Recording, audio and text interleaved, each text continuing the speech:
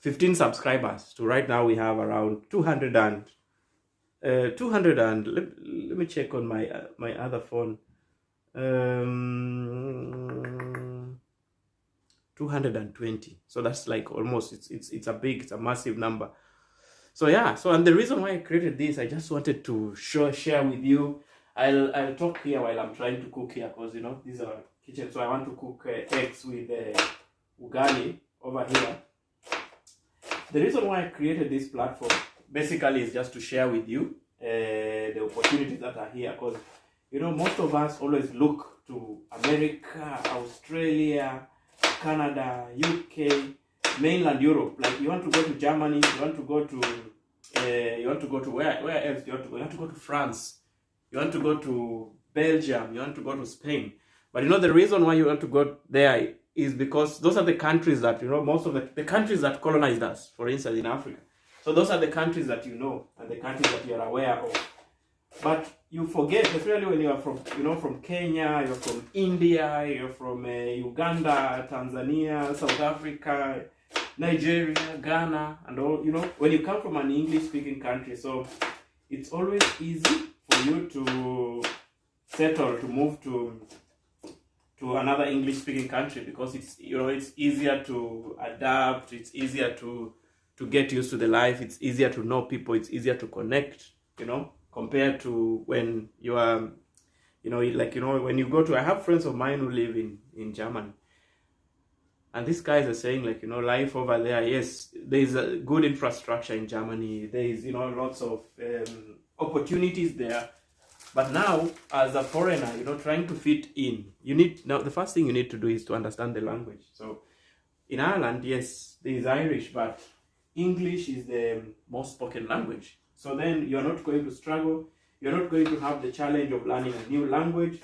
You're not going to have the challenge of trying to communicate, because you know, when you're trying to look for a job, or even when you want to study,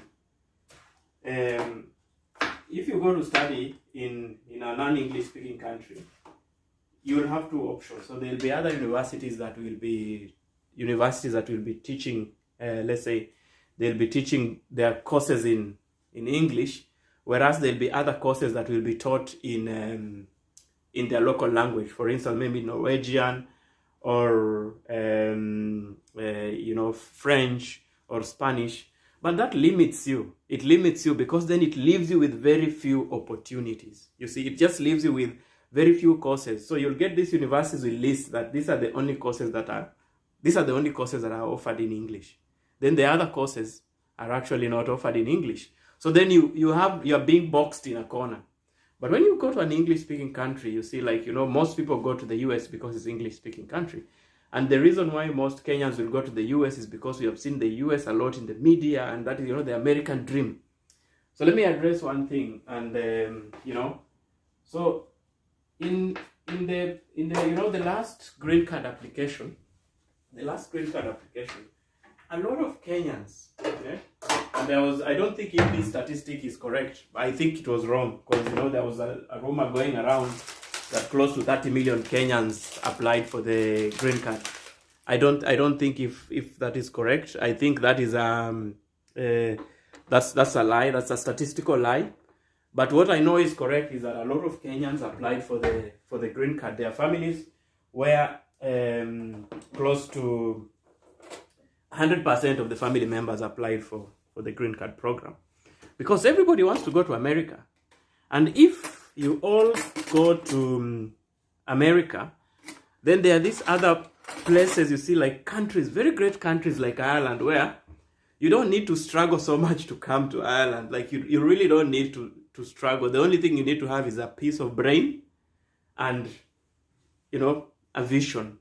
And there are two ways that you can come to Ireland, and I've always talked about this. You can come to Ireland to study, or you can come to Ireland to work. And, you know, I have this WhatsApp group, and this WhatsApp group has close to 500 members in it. And, you know, I always just share opportunities there, about, you know, Ireland. And I felt so bad when I came to Ireland that I was wondering, like, why didn't I know about this country? Like, why did it take me so long for me to know, about Ireland as a country. When you study, I'll give you an example. Like, there are very friendly visa conditions for students. That is very important, because a young man like me who grew up in a village in Western Kenya, when the dream was always to go and study in a big school that is in a big town, because of the facilities, the amenities that are on in that town.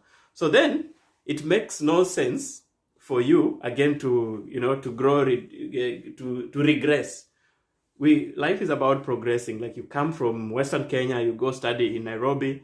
It's a big city. When you live in Nairobi, then you go study in Reading in the UK. You don't go backwards. You're going upwards. So at least either you stay there, but you don't stagnate so much. Stay there and progress, or move forward. So the kind of opportunity now that you get in a country like this one is, you do your master's. I did my master's in Nairobi. By the way, I did my master's at the University of Nairobi, and it took me 4 years. 4 years. And and you understand, if you have been a student in most of our universities, you understand what happens, what normally makes some people to take a very long time, because you're juggling a job and studying. You're as well as juggling. You have things that are not, they're beyond your control, like strikes. So you'll get a student visa if you're coming to study. For instance, you're doing your master's, and your student visa. So I'm just cooking eggs here with ugali. So you'll get your student visa, and your student visa will give you it will be on the condition that you're studying full time, but you'll also be able to be working part time, at least a few hours, like 20 hours during term, and 40 hours in the summer. And you know what? 20 hours means a lot. Like, 20 hours is enough for you to make good money that you'll have never made back at home. Like, so even if you're self-funding yourself, these 20 hours that you'll be working, if you get a good job, a professional job, yes, there are lots, like you see in America, people go to America and Australia, and they just go for, like, you're working as a healthcare assistant and all that. Because I saw someone saying, like, oh, it is so easy, it is the easiest job. But do you go for the easiest job that just pays any money? But if you're a professional, for instance, you have an MBA, this is a country that has a lot of, finance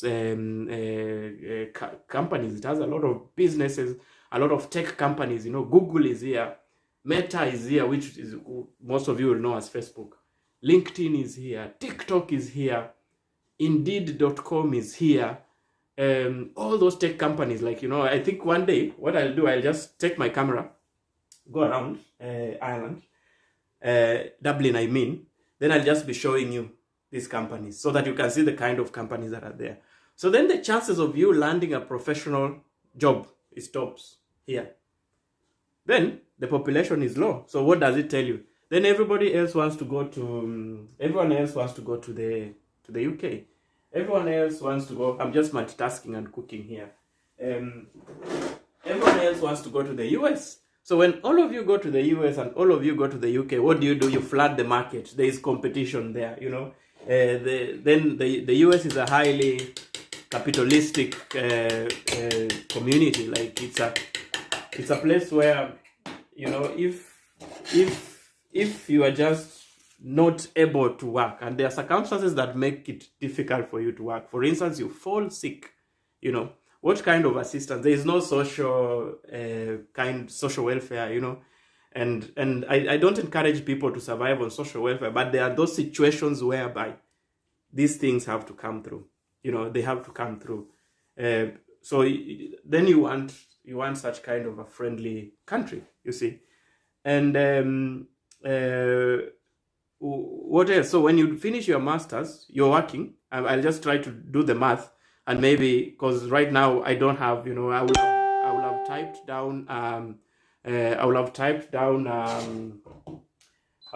down maybe something like an Excel, so that I can show you.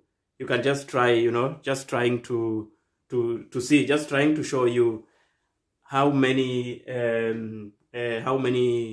how much can you spend as a student versus how much can you make. But on average, the minimum wage here is around 10.5. It must have been raised, but I'll have to confirm about this. But let's just say it's 10.5. Convert that to Kenyan shillings.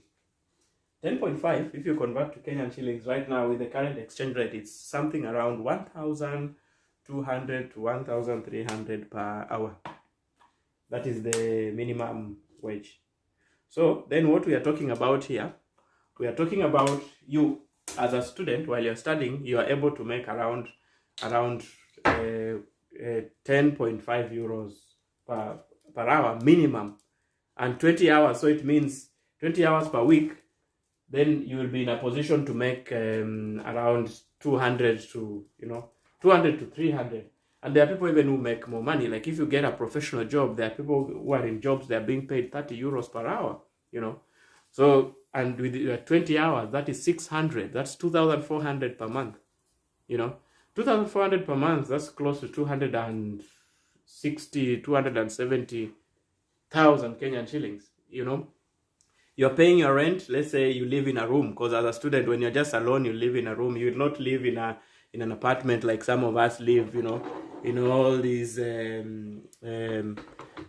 house and because we have a family. Like I have a family, I have 2 children, and I have a wife here. So, but if you're just as a student alone,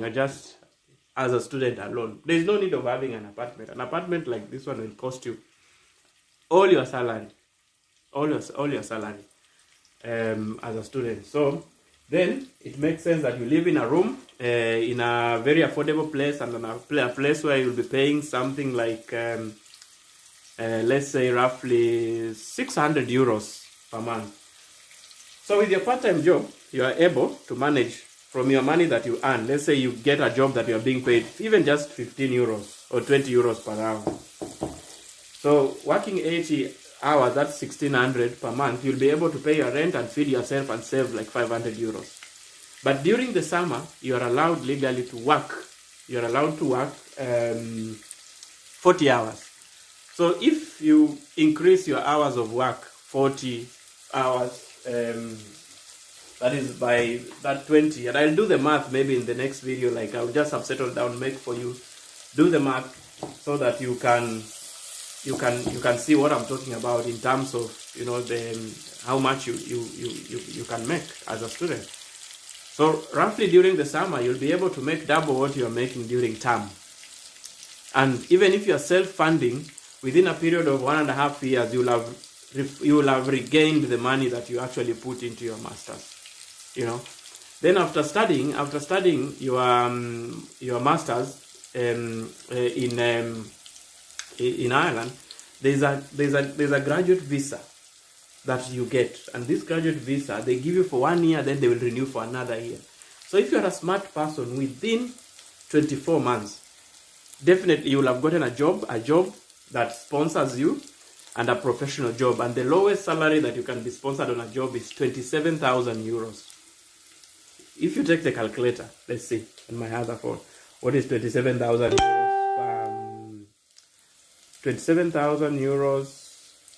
27,000 euros. That is 3.5 million Kenyan shillings. That's what you'll be paid at the lowest. But most graduates, once you finish with your masters, most of them will start by earning roughly 40,000. That's 5.2 million Kenyan shillings per annum. And some of them will be paid as high as 60,000 per annum, 60,000 euros. That's 7.8 million Kenyan shillings. That's some good money. When you tell people to come here, to invest and come here, they're just stuck in their permanent and pensionable jobs, because these permanent and pensionable jobs back in Kenya, they normally hold you, or in your country, they hold you, they give you some sense of security. But those people who take the leap of faith, and those ones, the biggest risk takers, they're the ones who make money. Like, there are so many jobs. Big pharmaceutical companies like Pfizer, they're over here, in Ireland. There are lots of pharmaceutical companies. IBM, Intel, those tech companies, they are over here, Then on top of that, there are other small and medium enterprises that will also be able to employ you, because there are lots of startups also, and they need, you know, don't assume, because people assume. You'll hear some noise because I'm cooking here. People assume that that here you only need to come with, you know, with a degree, you know those degrees like engineering, you know, accounting, finance. I'll give you an example of myself. I'm an anthropologist. What am I doing here? I'm an anthropologist. So I know, like, you know, it's very important to share out this knowledge. I saw recently somebody in Kenya posted that they graduated with a degree of anthropology and they didn't get a job. The difference between you getting a job and not getting a job is effort.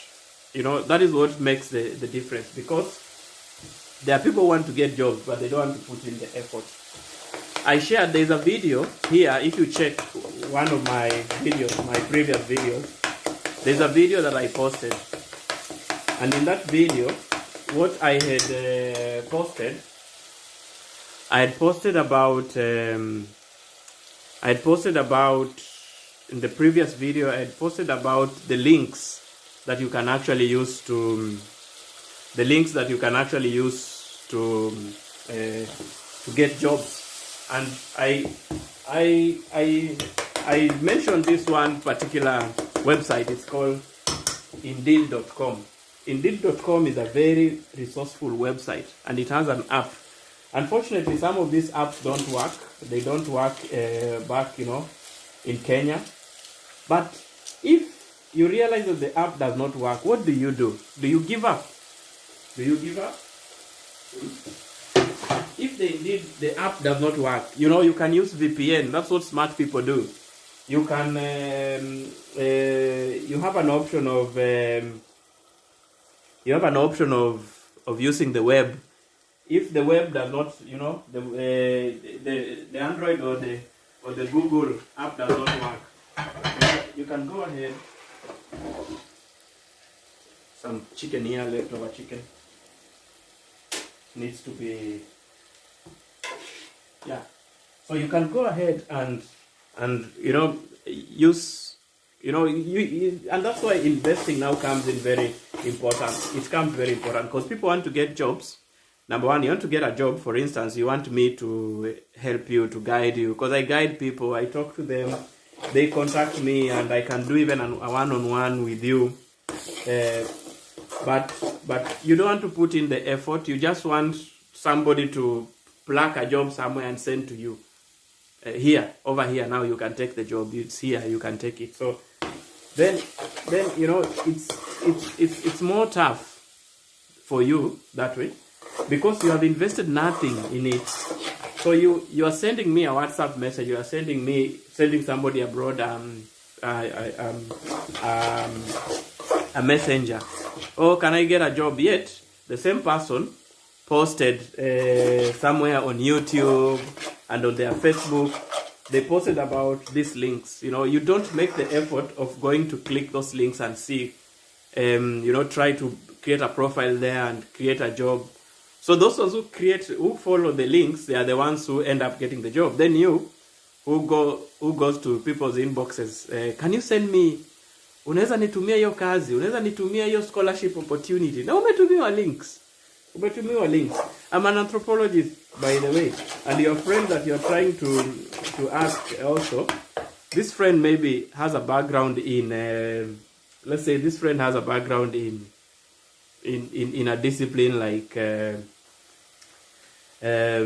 let's say they have a background in agriculture, and yourself you have a background in mathematics. So how do you expect this person who has a background in agriculture to sit down and actually read through this scholarship and say this scholarship actually fits this guy who has mathematics? It will take yourself, who understands your discipline, to read through these things and understand. Then people give up because they don't like those kind of, you know, opportunities. Even if it's a job opportunity that needs somebody to do some writing, they just want something, click, go. And you know, low-lying fruits, you understand what low-lying fruits do? All low-lying fruits are closer to the ground, and when they are closer to the ground, everybody who is passing is touching them. Even if it's a dog passing, it can pee on it, and you are eating, you know. What else? What else with these low-lying fruits? You know, they are closer to the ground, so insects can feast on them, you know. But the most difficult one to get, they are the ones which are always good. You know, scholarships that pay a lot of money. There are people who go for scholarships that are just paying them 500 euros. Then you hear, oh, there's a friend of yours who you are just in the same country, and they are being paid 3,000 euros. Then you're wondering, where did you go wrong? Yet you saw the same scholarship. You didn't make an effort because they were asking you, oh, can you send reference letters from your referees? Can you send us certified certificates? You don't want to go, you know. So jobs, similarly, they interview the first time, then you hear you have to be interviewed again, then you have to go to a third interview, then you say like, I can't do it again, you know. So my philosophy has always been that you can only get a scholarship by applying. Without applying, you can't get. There is no scholarship that is just waiting for you out there, or there is no job that is just waiting for you out there. No matter, it doesn't matter how brilliant you are. That one, it doesn't matter. It doesn't matter. Yeah. So yeah. So if you have any questions about working and studying in Ireland that you would like to ask, just put in the comment and I'll be responding to them. If you want to contact me directly, you can search for me on Facebook. You can, you know, send me a message on I think we are ready here. Let me try. Yeah, you can send me a message on Facebook Messenger, and I will get back to you like with the details of you know, like a tailor-made response to you, because people are different. Like, you know, most of these videos that we make, they're normally just general, but the goal is just to, you know, to help you with information. And you know, it costs nothing to share that information, because there are many brilliant people out there, but they don't have the information. So yeah, so make sure that you share the videos with your friends so that we can reach more people, we can impact on more people. Click that like button and put the notification so that when I am live next time, or when I share another video, you can see. And I'll just be sharing I'll share my experience. That's the first thing. Then number two, I will also share experiences of other people. Like, I'll be bringing people who can also tell you, how did they apply for that job? How did they apply for that scholarship? You know, how did they get it? What was the process? And as we speak right now, there's one scholarship to watch if it's a PhD scholarship.